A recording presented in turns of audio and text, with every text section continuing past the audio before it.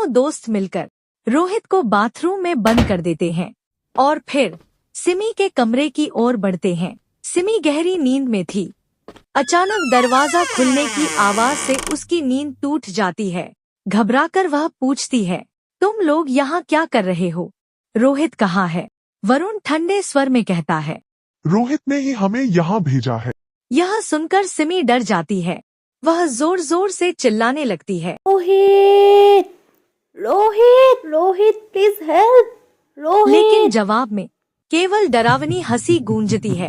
सिमी रोते हुए मदद की गुहार लगाती है, लेकिन उस रात फार्म हाउस की दीवारें भी खामोश रहीं। सुबह होने से पहले सिमी रहस्यमय तरीके से गायब हो चुकी थी। फार्म हाउस के पीछे एक ऐसा सच दफन कर दिया गया जो देखने में शांत था, लेकिन अंदर ही अंदर बदले की आग जल रही थी।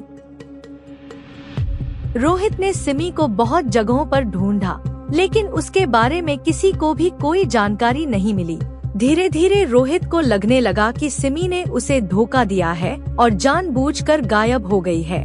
इस घटना के 2 हफ्ते बाद रोहित के 2 करीबी दोस्त रणवीर और वरुण एक कार एक्सीडेंट में मारे जाते हैं। फिर ठीक 2 हफ्ते बाद महेश की हार्ट अटैक से मौत हो जाती है।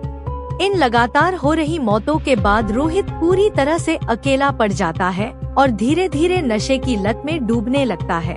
रोहित की हालत देखकर उसकी माँ उसकी शादी कराने का फैसला लेती है। कुछ ही दिनों बाद रोहित की शादी सुमन से हो जाती है।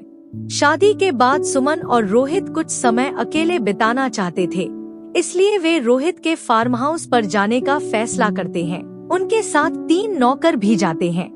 फार्म हाउस में पहले 2 दिन तक सब कुछ सामान्य रहता है, लेकिन तीसरे दिन से अजीब घटनाएं शुरू हो जाती हैं। एक रात ठीक 11 बजे सुमन की नींद खुलती है। वह देखती है कि घर के अंदर गीली मिट्टी से बने पैरों के निशान हैं, जो उनके कमरे के बगल वाले कमरे की ओर जा रहे हैं।